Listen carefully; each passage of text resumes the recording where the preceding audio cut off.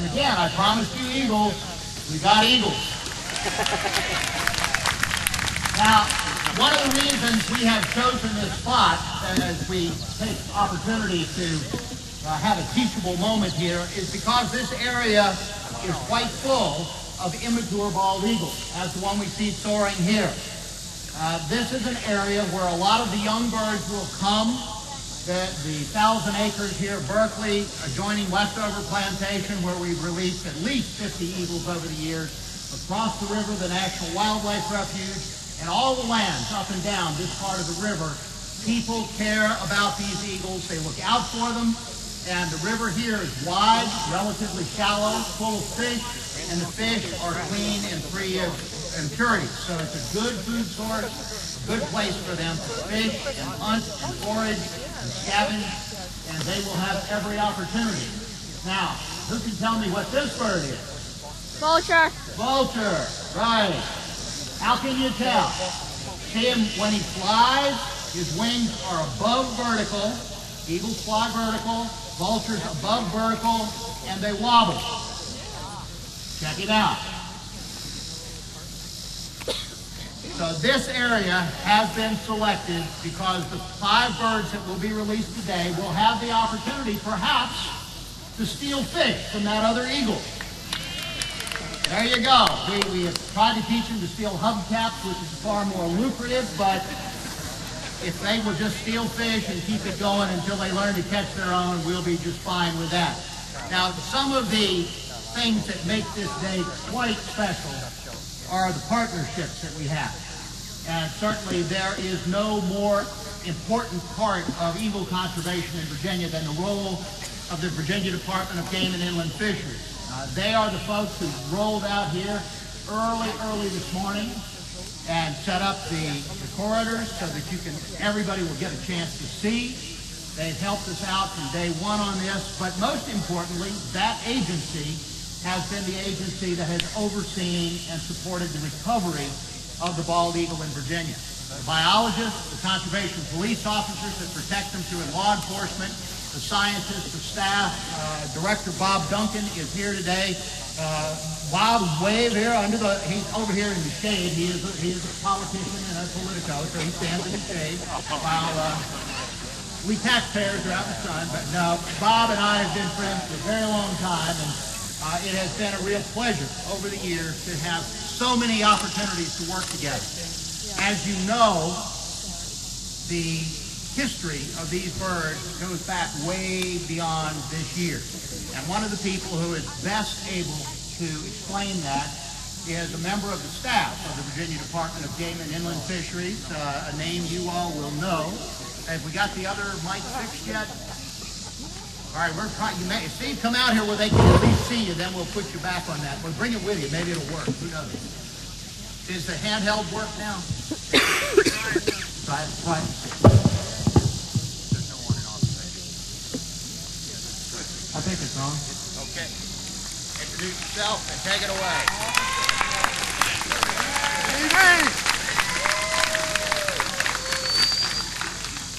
Good morning, ladies and gentlemen. Thank you for joining us out here at Berkeley Plantation. It's a beautiful day. We're glad to have you with us. My name is Steve Living. I'm a wildlife biologist with the Virginia Department of Game and Inland Fisheries.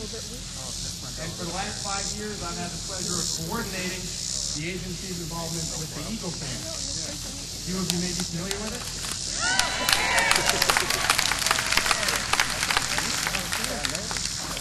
It's been a great program. It's opened up a whole new group of people to connecting with wildlife. And as I look out over the crowd today, I ask myself, what have we done? Well, what we did is create some really strong and passionate connections for wildlife. We created some unique educational opportunities in our schools. We built on some existing partnerships and created new ones. And hopefully, through these eagles and these particular birds that you've watched, we've created wildlife conservation. So we will have been successful if this project carries forward with all of you. And from these birds, you begin to become passionate about wildlife conservation, habitat conservation, and the larger framework that these birds fit into.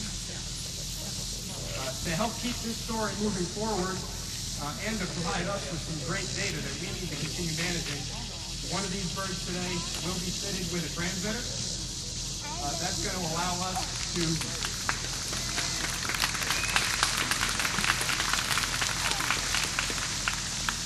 I love it when wildlife conservation work gets applause. That's good. In addition to allowing you all to continue to follow the story, it's going to allow us to continue to collect important information to manage this species in particular.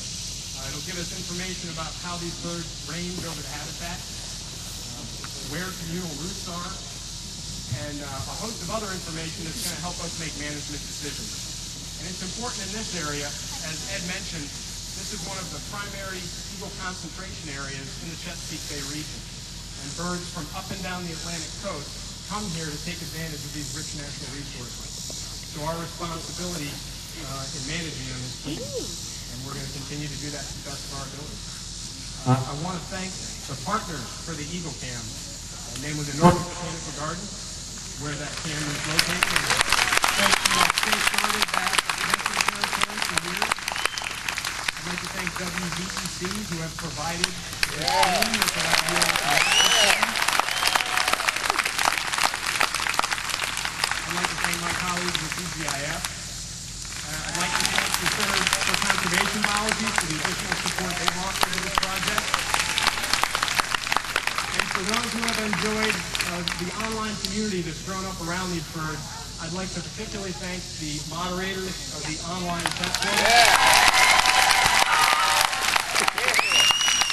These folks are volunteers who gave up their own time to answer a lot of questions and pass along some of the information that we developed for them. So thank you all for coming, and we look forward to a great release.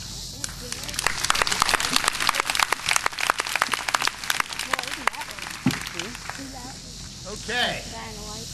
Well, that partnership of which Steve spoke really solidified as a part of an opportunity that was created when a pair of eagles picked a tree in Norfolk, Virginia, and settled down and started filling it up with sticks. Now, I don't pretend to know the history of that nest like some of you.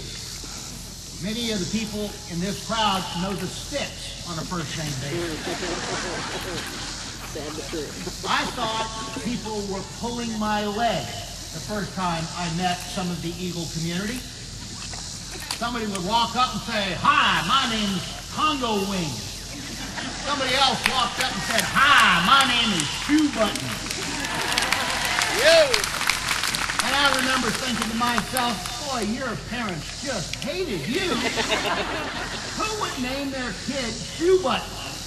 Maybe a nickname. Well, then it finally was made clear that these were screen names, the little acronyms that people use or the little slogans that people have made up to sign into the infamous online community. And I have come to know and love and occasionally fear the online community. We got our first taste of it back a few years ago, 3 years ago to be exact, when we got a call from one of our former employees, who at the time was an employee of the Department of Game and Inland Fisheries, working as the state wildlife veterinarian, Dr. Jonathan Sleeman. And he says, "Hey, we got this chick in the eagle nest at the Norfolk Botanical Garden, has a big lesion on the side of its beak, and he's going to have to come to the Wildlife Center. Can't make it here in the wild. You're going to have to do your magic." Well, that bird, as you know the story, became Buddy. And Buddy is still with us. He's still got a lot of fans. I listen. But the experience of Buddy is the first experience we had with the family of friends and committed eagle lovers that grew up around Norfolk Botanical Garden. And here with us today from the Norfolk Botanical Garden is their Director of Education, Donna Krabill. And if you'll grab that microphone and come on out here, let's welcome her and acknowledge the role that the Botanical Garden has played in all of our involvement today.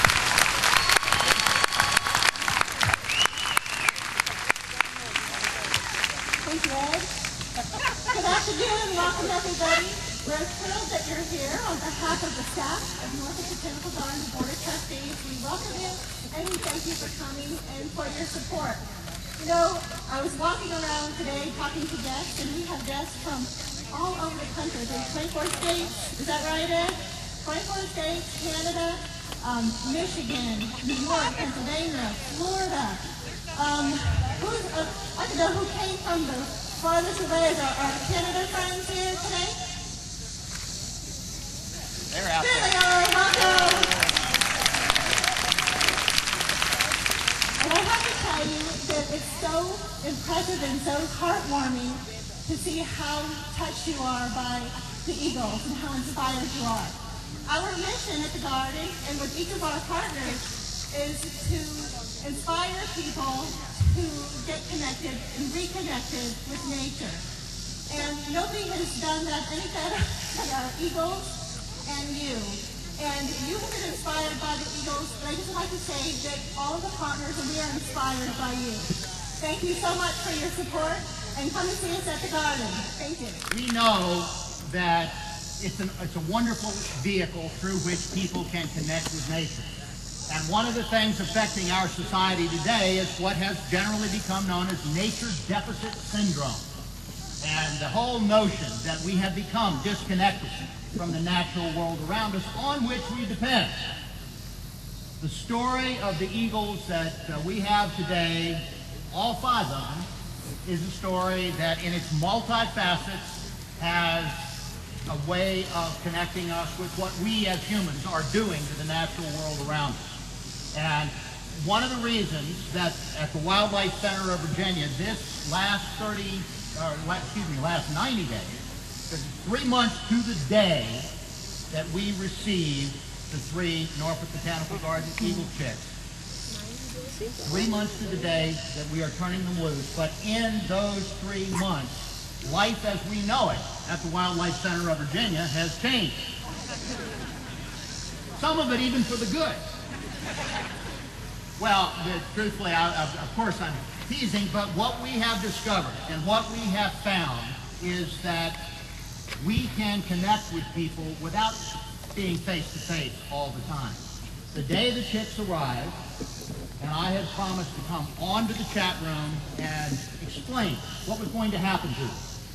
What we were going to do at the Wildlife Center to try and explain why the game department felt it necessary and made the very difficult decision, very, very tough decision to pull those chicks. When I went online, there were 16,000 people logged on to the chat room. Now, that was a little sobering, but it was also wildly encouraging, because in that 90-minute period, we were able to get a message out to 16,000 people worldwide without using a gallon of gas, without getting on the highway, without packing anything up or unpacking it when we got done. And we have continued to build on that. We've learned from you people. We've learned what you want to know. We've learned that answering questions one time is never enough. Sometimes within 5 minutes, never enough. But what we have really come away with is a deep sense of your commitment to these birds, and working with our partners in this, we hope today's celebration is going to reinforce that. What it has done for us is to reinforce our belief that if we give people an opportunity to get involved, an opportunity to act on their compassion and their care and their concern, that they will do so, and they will rise to their better angels, and so you have.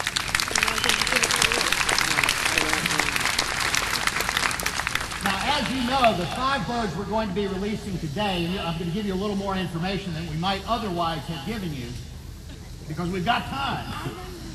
But the fact is that the 5 birds that you are going to see return to the wild today, they are all young of the year birds.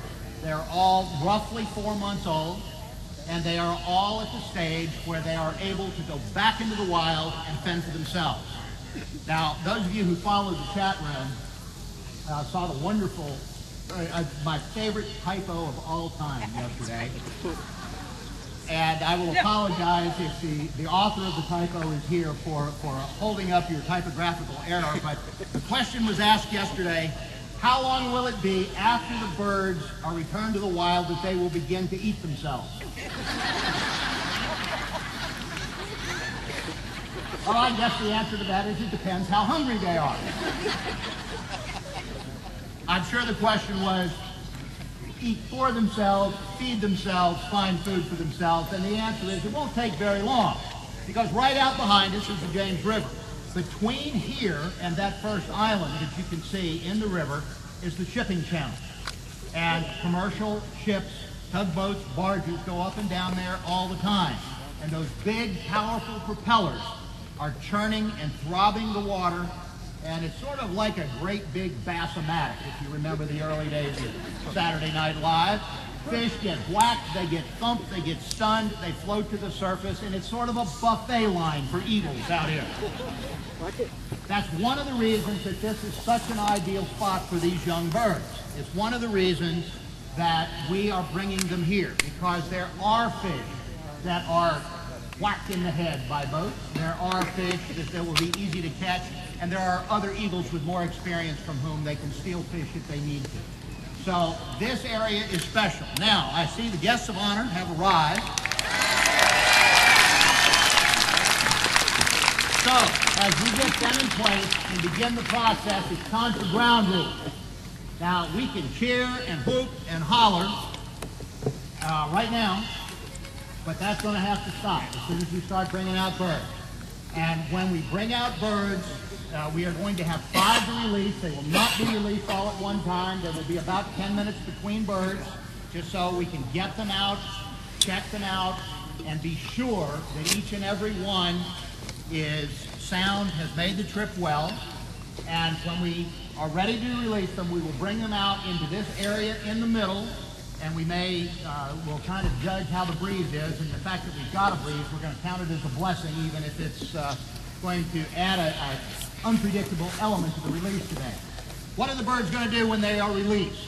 Well, the bottom line is, we're not exactly sure, because they never do the same thing twice.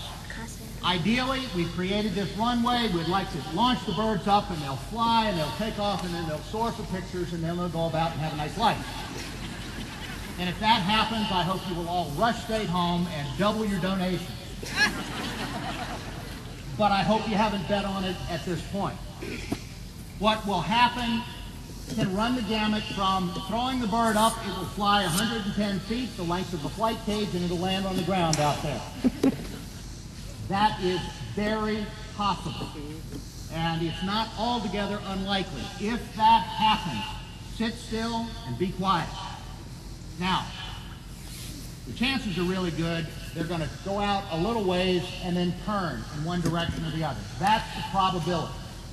If they go all the way to the end, great, that'll be fine. If they turn and go back this way, that's okay too. In fact, it's a lot better today than it would have been ordinarily, because you see offshore, we have conservation police officers from the Department of Game and Inland Fisheries ready to do life-saving duties if any of them decided to go for a swim today. That means that we won't have to go for a swim today. So we've got all the bases covered. If the birds go sideways and look like they're going to fly off, great. We wish them Godspeed, bon voyage.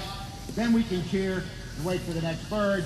If it looks like they're going to go over and go down, we actually have Game Department personnel fully equipped with nets if we need to recover one of these birds. Now, I will say in the hundreds of eagles we've released, knock wood, we have never had to catch an eagle after it had been released and bring it back.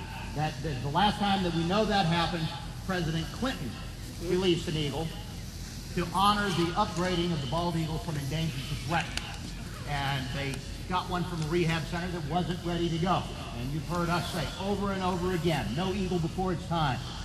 We will not release it until it's ready to go. Well, that day they did, and it flew out over the trees, but it got out of the view of the media. It went right over the trees, right over an osprey's nest. The osprey came up, pow, right in the back on the eagle. The eagle went right in the water, and the Secret Service had to go fish the eagle out of the water. So we're pretty sure that's not going to happen.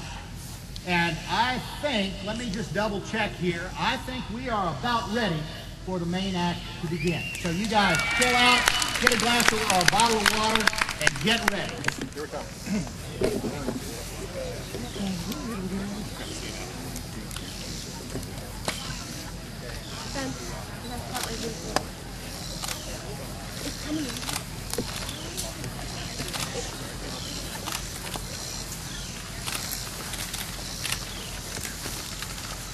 Eagle Nation, we have eagles. Well done. Some of you were listening. That's great. I have the first of our celebrants here this morning. This bird was brought in from Hampton, Virginia. It was found emaciated, obviously had left the nest a little early, gotten away from its family, was not being supported on the ground, and had a few physical injuries that were insignificant, that should not have contributed to it, but basically just got away before it was entirely self-sufficient. This bird is, let's see, what did we decide this bird was? This is the female, as I recall, and about an average size immature bald eagle. Now, I'm going to hold her for a few more minutes here, to, number one, to give our friends in the media a good shot, but also to give her a chance to adjust to bright light. If you've read any of the chats and we've explained the process, these birds have been in the van for about 3 hours now, in cages, in crates, covered up, and so they're coming out into the bright light. So we want to be sure to give this bird a chance to fully adjust to the fact that it's not air conditioned out here, that it's not dark out here, and to kind of get a bearing. Now, people ask us lots of similar questions. I know it's a shock to you that people would ask the same question more than once, but do they know that they're about to be set free? My reaction to that is no, I don't think they do. But if we're lucky, we will see the moment at which the bird realizes it's free. And it's a very, very precise threshold, and I don't know how to describe it to you other than when you see it, you'll know it. The bird, when in just a few moments, will count to 3, I'll launch it into the air, it's going to fly mainly to get away from me, and then at some point, we hope it's going to keep flying. My bet is it'll probably fly for one of the trees to the side. Now, if you happen to be on the side and it flies over you, lucky you. But don't move. Now, unless, of course, it looks like it's going to land on you, in which case my advice would be to move pretty quick. Clear path, leave it alone, we'll come get it. But at some point, this bird is going to recognize that it's not being confined, it's not being held, and it's not in captivity anymore. And there really is a light bulb that goes off. And they recognize it, they get it, and they kick it into high gear, and away they go. So I think it's about time to see if we can see that, don't you? Camera's up, camera's ready.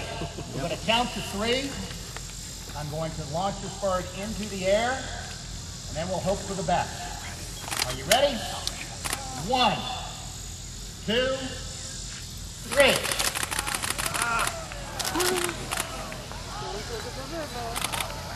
That's what I'm talking about.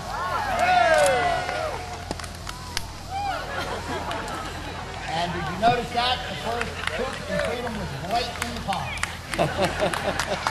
And out over the water.